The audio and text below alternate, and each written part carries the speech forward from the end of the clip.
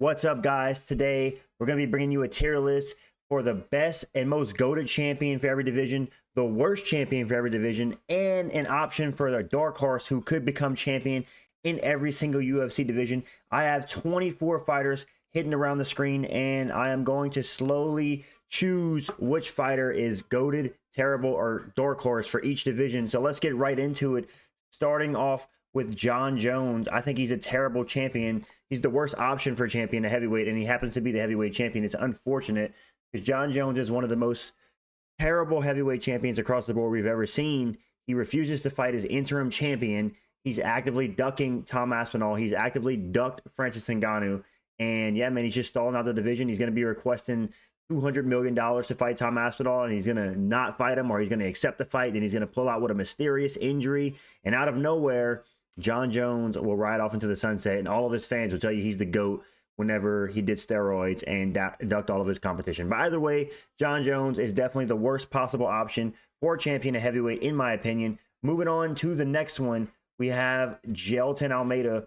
I have him as the dark horse champion of heavyweight. Listen, Jailton Almeida, a lot of people are talking about how Tom Aspinall, including myself, is just going to run the division once Jon Jones is going and kind of destroy everybody. But listen, man, if Jailton Almeida can get Tom Aspinall to the ground, this guy might be a legit threat to Tom Aspinall's reign if he does reign over the division, which I do think he will once Jon Jones leaves. But Jailton Almeida has a sneaky chance to get in there with Tom Aspinall and say, hey, man, you're not going to be the champion, dominant champion we all thought you were going to be. I'm going to slide in there, and I'm going to out-grapple you and choke you out. Can you imagine Jailton Almeida choking out Tom Aspinall? I might shed a couple tears. So, yes, I think Jailton Almeida would be a great option for a dark horse champion in that heavyweight division. Moving on to the next one, we have Joaquin Buckley. I have him as a goated champion. Listen, nobody talks about Joaquin Buckley being the welterweight champion. I think he would be a fun welterweight champion. He's active. He's looking to finish fights. He's not looking to fight to decision. He's throwing hands, throwing bombs. He's mixing and wrestling, well-rounded. He's fun on the mic. Listen, I think that Joaquin Buckley would be a goated champion at welterweight. No one wants to see Bilal. No one wants to see Shavkat as champion fighting once a year. JDM would be a solid champion too, but I think overall, Joaquin Buckley would be the most goated champion at welterweight in his prime, 30 years old, talking smack on the mic, calling everybody out, active, 6-0 at welterweight. Give this guy the belt. No, I'm joking, but yes, Joaquin Buckley would be such a goated champion at welterweight. Moving on to the next one, dark horse champion of featherweight, I have John Silva. Listen, John Silva burst onto the scene, obviously, out of nowhere from the Fight Nerds, and obviously he's gotten a bunch of finishes recently, and he's talking smack to Bryce Mitchell, and he's styling on guys in the octagon. But listen, don't let this guy's antics inside the cage fool you. He will knock you out and then laugh at you on the ground or land brutal elbows on the ground until the ref stops it. This guy's not playing around. It's just his way of fighting in the octagon. He plays it off as a little silly, but don't get it twisted. As I said, he will KO you. And yeah, man, he's not even ranked yet. Not good 100%. Now that Ilya's going out of the division, this guy has a legit chance to make it to top 5. I think this guy is top 5 into 2025, early 2026. I think John Silva will be a top 5 fighter in that featherweight division, and he might even take the belt. Who knows? But obviously, he's been taken down by a guy like Charles Jourdain. But outside of that, he's been perfect inside the octagon, knocking guys out. And yeah, man, I'm excited to see the rise of John Silva. Definitely top 5. I think he's a dark horse for that champion. I don't know if he gets there, but we will see. Moving on to the next one, we have Khamzat Chimaev, who I think would be a terrible champion at middleweight. Not in terms of skills, obviously. He's a great skill-wise, but the issue with Khamzat is this guy went from literally the most active fighter on the UFC roster to now the most inactive UFC fighter on the UFC roster, it seems, because he's had 6 fights in the last 4 years for an average of 1 fight every 10.5 months, and we all know Khamzat gets the sniffles, he's going to be out for a year. That's just the reality of the situation, and it seems like he has trouble traveling across certain countries and stuff like that. He has ties to dictators, so who knows why Khamzat Chimaev is just inactive these days. It might be by design or by choice. I'm not sure, but I hate to admit it, I do want DDP to defeat Khamzat because I do not want an inactive champion in Khamzat Chimaev. I do not want him to get, I can already see it. Khamzat Chimaev's going to get the belt. We're not going to get a defense for over a year, and the UFC is going to be behind it. So it's like, we don't want that as fans. The UFC fans love whenever fighters defend their belts. So Khamzat Chimaev, in my opinion, just off of his activity, would be a terrible champion for the middleweight division. Moving on to the next one, Alexandre Pantoja, I think, is the goated champion for flyweight. He already is the champion, and I think he's the best option for a champion at flyweight. Listen, he brings firefight. Sure, he has a stinky performance here and there, but he had a banger against Kai Asakura. He had a banger against who was it? Brandon Moreno. That was a banger. He had a banger against Steve Erceg. Listen, Alexandre Pantoja sometimes takes the path of most resistance to win his fights. He engages in the striking maybe more than he should, and that's what makes him so much fun. And he's an active champion, and he has a great backstory. I worked so hard for this, man. And he worked so hard for this, and he got the belt, and I'm happy for him. So I think he 100% is the most skilled and also the most goated champion we can have for flyweight. And I am happy he is the champion. Moving on to the next one, the dark horse for welterweight, Carlos Prates. Listen, people forget, man. Carlos Prates made his UFC debut just last year in 2024. 4 fights, 4 KOs, absolutely insane. Carlos Prates burst onto the scene like a firecracker, and it's been all guns blazing since then. This guy's finishing everybody. And listen, man, if nobody's able to stop this guy's takedown defense, I don't know how good it is, but we're going to see it tested as he works through the rankings, obviously. If you're unable to stop this guy's takedown defense, this guy has some of the best Muay Thai at welterweight, if not the best Muay Thai. And man, does this dude have knockout power. He's the first fighter to put Li Jingliang out cold. He put Neil Magny out cold with barely even landing. So yes, 100%. Carlos Prates is a dark horse to win that belt in the welterweight division, in my humble opinion. But moving on to the next one, Diego Lopes would be an absolutely goated champion at the featherweight division. Listen, I know people would say Volkanovski, and I somewhat agree. Volkanovski's already had his reign. Let my boy Diego get in there. Diego's one of the most active fighters in the UFC, and he brings it every time, man. He's not looking to beat you to a decision. This guy has 22 wins or 26 wins, and 22 of them come by finish. This guy is not looking for judges' scorecards or to win by pitter-patter. He's looking to knock you out or submit you, and that's why I love this guy. That's why he's my favorite fighter, and I think he would be an absolute goated champion. I want to see him beat Volkanovski, hopefully not by knockout, but if he does win, it'll probably be by knockout. And then I want to see him knock out Movsar Evloev and just knock out all these guys at featherweight. It would be so much fun. Can you imagine a firefight between Diego Lopes and John Silva? That'd be such a banger. But yes, I think Diego Lopes, given his activity and his fight style, would be an absolutely goated champion for the featherweight division. So I am going to have him in that goated champion slot. Moving on to the next one, Dricus Du Plessis, also a goated champion. I think he is the best option for champion at middleweight, and he is the champion. So looks like we're doing well there. Dricus Du Plessis, he's one of the most skilled middleweights on the roster, despite looking like he has no skill. He literally looks like a retard out there whenever he fights. But man, don't let the look of his fight style fool you. This guy finds a way to get it done. 9 wins in the UFC, undefeated in the UFC, 6 finishes. And yeah, man, this guy's only 31. He's in his absolute prime. And even in his last fight against Sean Strickland, where he dominated and broke Sean Strickland's nose, he showed an evolution to his game where he could be more technical and just a better fighter. And yes, I do think Dricus Du Plessis is a better champion than Khamzat Chimaev because he fights 2 to 3 times a year. He's funny at press conferences. He has a goofy ass style that we all love. So yes, Dricus Du Plessis is the definition of a goated champion, and I'm so happy he's champion. I hope he remains champion. Shout out to my boy Dricus. Moving on to the next one, terrible champion. Belal is the welterweight champion, and I do think he is the worst possible option for the welterweight champion. I'm sorry, man. I cannot get behind Belal Muhammad. He has 15 UFC wins, and 12 of those come by decision. And listen, man, this guy has 4 hours of octagon time with 0 knockdowns. If that don't tell you something about his pop in his hands, it's non-existent. And don't even get me started about his grappling. 0 submission ability. Sure, he can get you down. Sure, he can get you to your back. But is he going to get a submission? Absolutely not. Let's talk about the striking. He's going to strike on the feet with you. He'll probably outstrike you due to his pressure. Is he going to do any damage? No, he's not. He's going to land pitter-pat shots, take you down here and there, and then score points to win a unanimous decision. That's literally been Bilal's entire career. And even when he finished a guy like Sean Brady on the feet, he looked terrible. So yes, entertainment value, personality, across the board, Belal Muhammad is 100% the worst possible option for champion at welterweight. And I'm not trying to hate.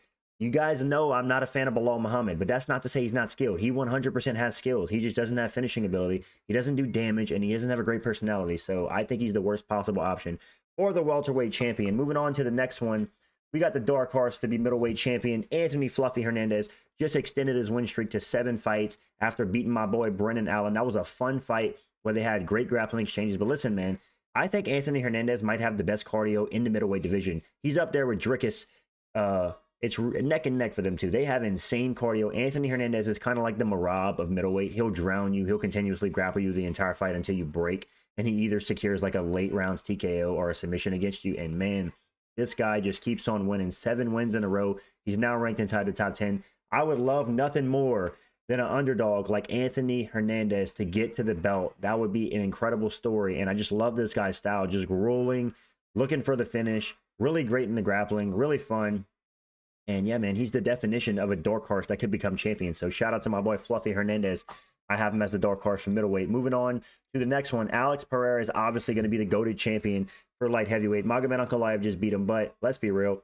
Alex Pereira is and will always be the best option for champion as long as he's active in that light heavyweight division. Listen, who else is defending a title 4 times in a year or attempting to and finishing 3 of those fights and fighting every 3 months for the fans and just putting on banger after banger? And this guy is funny. He doesn't even speak English, and he has this all at his fingertips because his personality is funny. His charma is funny. I don't know why I said that. But either way, Alex Pereira, his fighting style is entertaining. He's looking for the kill every time. He's not looking to fight to a pitter-pat decision. Yes, I know the Ankalaev fight's an exception to that rule when he kind of just went backwards the whole fight and didn't look that great. But in his first 3 title defenses, he looked amazing, knocking out all 3 of those guys. And yeah, man, Alex Pereira, he was an active champion. He's a fun champion, and I still think he's the most GOATed option for champion at light heavyweight. Speaking of light heavyweight, the worst possible champion at light heavyweight, in my opinion. You guys probably thought I was going to say Magomed Ankalaev. I actually think it's Alexander Rakic. Can you imagine this guy as champion? I'm pretty sure he's openly admitted that he purposely fights boring because he doesn't want to take damage. Imagine going into a UFC fighting career and worrying so much about damage that you purposely fight boring. Dude, if you're that afraid of brain trauma, then maybe don't be a UFC fighter. I understand protecting yourself, but at the end of the day, if you're not there to be the champion and take one to give one at times, then maybe you shouldn't be a fighter. And it shows in his performances, man. Alexander Rakic, if he's not fighting Yuri Prochazka, has had stinker after stinker after stinker, and this guy hasn't won a fight in 4 years. So can you imagine if this guy found a way to get the belt? Imagine if he beat Ankalaev by split decision and then went on to smudge Pereira into a decision. This guy would be the most boring champion ever. And it's sad because at the beginning of his UFC career, he KO'd Jimmy Manuwa with one of the most brutal head kicks I've ever seen. But he would just be a boring champion. That's just what it is. So Alexander Rakic would be the worst possible champion at light heavyweight. Moving on to the next one, we have the worst possible champion for bantamweight, and it is going to be Merab Dvalishvili. Listen, I'm not even trying to be a hater, but Merab showboating against Umar in the fight, it's not making the fight any more entertaining. At the end of the day, he's still spamming 30-plus takedowns and just doing the same thing. Spam a takedown, do a cool little move, get back on the feet, throw some pitter-pat shots, spam a takedown, do another cool move, and that's literally the entire fight against Merab. I felt like I was having deja vu over and over whenever I watched him versus Petr Yan. It was the same thing over and over. Throw a couple shots, takedown. Throw a couple shots, takedown. The entire fight. Merab's fights are literally simulations because you know exactly what he's going to do the entire fight. And I'm sorry, man. Sure, his personality has improved, and he's a little bit funny outside the cage. And his fight with Umar was a little bit better than his older ones. But overall, you cannot deny throughout his career, his fights have not been barn burners. I'm not on the edge of my seat for a Merab fight because you already know it's going to go to decision, and he's just going to be doing silly shit in the octagon. It's not that impressive, or it is impressive, but it's not that entertaining. And yeah, man, the fans want to see finishes. So I do think Merab Dvalishvili is the most boring and worst possible champion for the bantamweight division. Moving on to the next one, Islam Makhachev is the GOATed champion of lightweight. He is the best possible option for champion at lightweight, and he is the champion. Listen, man, this guy's finished 8 of his 9 last fights. He's beaten 2 guys in the pound-for-pound top 3 during that win streak, captured the lightweight belt, most lightweight title defenses.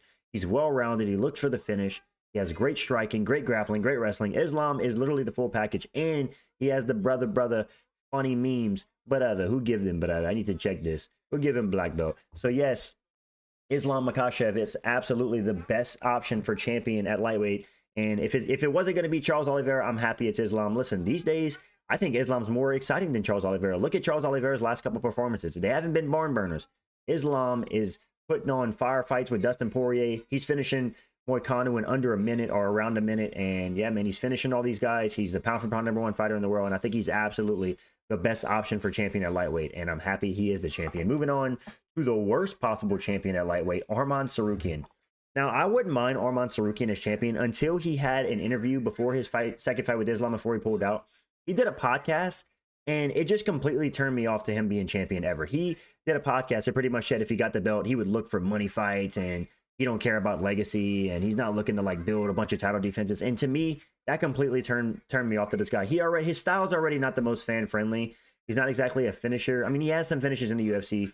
I guess that's not completely true, but At the end of the day, Arman Tsarukyan does not have the most exciting style in the world. And then on top of that, you're talking about how you're going to go into a fight or go into your career after you win the belt and look for money fights, which is ridiculous because this guy comes from generational wealth. He doesn't even need money. He's literally rich already. So that's so irritating that he gets into the UFC to make money when he's already rich. Either way, yes, just from that being said about Arman, I never want to see this guy as champion. The last thing we need in the UFC is more freaking money fights. Do we want to see the best fight the best? So screw that. Arman Tsarukyan, keep this guy as far away from the belt as you can. Moving on to the next one, Corey Sandhagen as a dark horse champion. Listen, I've went on myself to say Corey Sandhagen is underrated, but after looking at the people he's fought, he's arguably 5-1 or 4-2 in his last 6, if you don't count robberies and against TJ Dillashaw and such. And man, Corey Sandhagen, when he pulls the trigger, this guy is as good as they come. It just seems recently that he's almost like afraid to like be a savage like he used to. Like it's almost like that Frankie Edgar KO whenever he got it, like took some out of Corey Sandhagen. Like he almost got afraid to hurt people. And yeah, man, Corey Sandhagen, whenever he's on point, is one of the best strikers at bantamweight. He's developed his grappling. He's really good. He hung in there with Umar for 5 rounds despite getting out scrambled. But you never know, man. Corey Sandhagen against Merab, who's to say he doesn't throw like a mean flying knee? So who knows, man? Corey Sandhagen, I forgot who they put him up against. Corey Sandhagen is fighting Figueiredo. If he finishes Figueiredo, maybe they throw in Corey Sandhagen for a title shot. He's a new guy that's never fought Merab or O'Malley, so who knows? I think he's a dark horse for champion. He could get it done. You never know what the sport will offer you. Moving on to the next one, the dark horse champion of flyweight. I got Kai Kara-France. So listen, this guy just KO'd Steve Erceg, who went to life and death with Alexandre Pantoja when he was the number 8 guy with just 3 wins in the UFC. And Kai Kara-France said, "Who's this kid, Steve Erceg? Get Astro Boy out of my face," and KO'd him, which Pantoja couldn't finish him over 5 rounds. So listen, man, if Kai Kara-France gets a title shot against Alexandre Pantoja, he has a chance, man, to land on that chinny chin chin. Because listen, Alexandre Pantoja is going to be 35 years old next month. Father Time's undefeated. Eventually that chin will get cracked. So if you give my boy Kai Kara-France a chance, he might crack the chin of Pantoja. You never know. So I do think he's a dark horse to become champion in that division. Some people will say Manel Kape. I don't think Manel Kape has the skills. I think he's very mid. I think that Kai Kara-France would have a way better chance to beat Pantoja just off of his striking and power alone. So yes, I think he's a dark horse option. Moving on to the worst possible champion in the featherweight division, it's going to be Movsar Evloev. Listen, a lot of people will gaslight you and tell you, listen, man, you must not watch Movsar's fight. This guy has absolutely entertaining fights. Outside of his Sterling, Allen, and Lopes fight, his last 3 fights, I guess, his first 6 fights in the UFC, you can't even tell me who they were against. That's how much of a snoozers they were. Because Movsar Evloev is a decision machine. 9 wins in the UFC, all decision wins. And seeing this guy as champion would be absolutely boring. First of all, this dude's 24 marrying 17-year-olds. That's never a good look. On top of that, he doesn't finish any fights. He has no personality. He's inactive. Why? Who on earth would want to see Movsar Evloev as champion? Like, I'm sorry. I just don't want to see it. There's no reason for me to want to see it. So, yes, he would be the worst possible option for champion in that featherweight division. Moving on for the dark horse champion in the lightweight division, I think it's Paddy Pimblett. Listen, man. I know there's a very low chance that Paddy Pimblett gets the belt, but can you imagine the memes if a scouser like Paddy Pimblett gets to the belt? That would be insane. He's undefeated in the UFC, and he's about to go up against Michael Chandler. And a lot of people think that Michael Chandler's going to beat him. But hey, man, listen, if he beats Michael Chandler, him and Ilya have beef. Who's to say they don't put together an Ilya and Paddy matchup? Who's to say they don't jump Paddy up to the title shot? We already know the UFC and Dana White love Paddy Pimblett. That's why whenever he lost against Jared Gordon and they gave him the decision, Dana White was in the crowd like, oh, thank God they gave Paddy the decision. They love Paddy Pimblett. He gets that preferential treatment. He's fought nothing but old heads, but I still think he has legitimate skills, and I do think people underrate him a little bit. Sure, his striking leaves a lot to be desired, but he is a legit threat when it comes to the grappling on the ground. But like I said, it is Islam Makhachev, Ilia Topuria, and Arman Tsarukyan at the top of the division. Those would be insanely tough matchups for Paddy. But nonetheless, I still think he's a dark horse option for that champion in that lightweight division. Moving on to the next one, Petr Yan. Listen, Petr Yan would be the goated champion at bantamweight. I don't care if I roast champions for not getting finishes. Because listen, I already know you guys are going to go in the comments and say, dude, you say you don't like Bilal because he's a decision merchant. Petr Yan's also a decision merchant. Yeah, but listen, man, Petr Yan actually dishes damage, dude. Petr Yan dominates guys. Bilal Muhammad gets dominated in moments. Whenever Petr Yan wins, he wins. You know what I'm saying? Nah, I'm just glazing Petr Yan. He low-key is a decision merchant, but I don't know. There's something about this guy where I just enjoy seeing him as champion. He's so skilled. He's so fun. He's ice cold on the mic. And I don't know. You guys missed the Petr Yan era. I don't know. I was hoping without that Aljamain Sterling nonsense that he could have been a reigning champion for a long time, but he blew it with the flying at that knee against Aljamain. He has not been the same guy since. But who knows, man? Petr Yan getting back to the belt would be absolutely goated, and I'm here for it. Moving on to the next one, we have the worst champion possible at flyweight. It's Amir Albazi. Listen, this guy's the most inactive flyweight fighter. This dude fights like once every 10 years. He looks like an NPC. He fights like an NPC. He just got absolutely pieced up by Brandon Moreno. He's not good on the mic. He's boring. What else is there to say? He's like the Bilal Muhammad of flyweight, a little bit more finishing potential, but another boring fighter as champion, and I just can't get over this guy's face. He looks like an NPC. I can't explain it. It just looks like his face was like AI generated. But shout out to Amir Albazi. I do respect him for as long of a layoff as he took because of his injuries to come back and fight again against Brandon Moreno. I know being off for a long time with injuries is a hard thing to do, so I don't want to completely disrespect him, but I'm not going to pretend like he'd be an exciting champion. This guy would be a boring champion, and I'm kind of glad he lost to Moreno. Moving on to the dark horse champion of the light heavyweight division. Listen, I think Carlos Alberg is a real dark horse to win that belt. He's undefeated in the UFC outside of that one knockout loss to Kennedy and Zetriku, which is aging pretty well. Kennedy has gone up to heavyweight and got a couple wins since then. And Kennedy's a decent fighter in his own right, but since losing to Kennedy and Zetriku, he's on like a 6 or 7 fight win streak in the UFC, a bunch of finishes. Carlos Alberg is an absolute prospect in that light heavyweight division, and I do think he's going to run through Jan Blachowicz because old man Jan Blachowicz is 42, coming off a shoulder surgery. He's been out the cage a year and a half. What is he going to do against Carlos Alberg? He's going to get knocked the heck out. That's what he's going to do. But no, that'll be a good fight. But if Carlos Alberg beats Jan Blachowicz and Pereira doesn't get a rematch with Magomed Ankalaev, who's to say they don't do Alberg versus Ankalaev? That would be fun. And yeah, man, Carlos Alberg is a dark horse in that light heavyweight division. And moving on to the possibly the best champion in the entire UFC, you know the guy I love to glaze, Tom Aspinall. Listen, Tom Aspinall would be an absolutely goated UFC champion. He technically already is the UFC heavyweight champion, as John Jones wanted nothing to do with him. Most people do consider Tom Aspinall the undisputed champion. He's defended his interim title, for crying out loud. When have you ever heard of that? And Tom Aspinall has the shortest average fight time in UFC history. He finishes everybody, whether it be by knockout or submission. He's fun. And yeah, man, I think Tom Aspinall will be a great and active champion. I think we've recently saw Tom Aspinall more inactive just because he stalled. I'm sure the UFC stalled him out for the John Jones fight. They can't have Tom Aspinall defending his interim belt. A lot of fans are like, dude, why doesn't Tom Aspinall defend his interim belt? Because the UFC is not going to allow that to happen, because every time he defends his interim belt, it makes John Jones look worse. And the last thing Dana White wants is for John Jones to look worse. His little puppet, his little baby boy, Dana White, you know, he loves to glaze John Jones. And anytime Tom Aspinall gets a win, it makes John Jones look worse and worse. So that's why they're putting Tom Aspinall on the shelf. Let's hope they can make the fight. I do think Tom Aspinall would beat John Jones. And yeah, man, this is the video. This is the most goated champion in every division, in my opinion. The worst champion in every division. And a dark horse, in my opinion, that could become champion in every division. Let me know what you guys think in the comments. Did I nail it? Am I an absolute NPC and casual? And if you guys enjoy these tier lists, drop a like on the video for me. It lets me know that you guys enjoy these. I appreciate it. Deuces.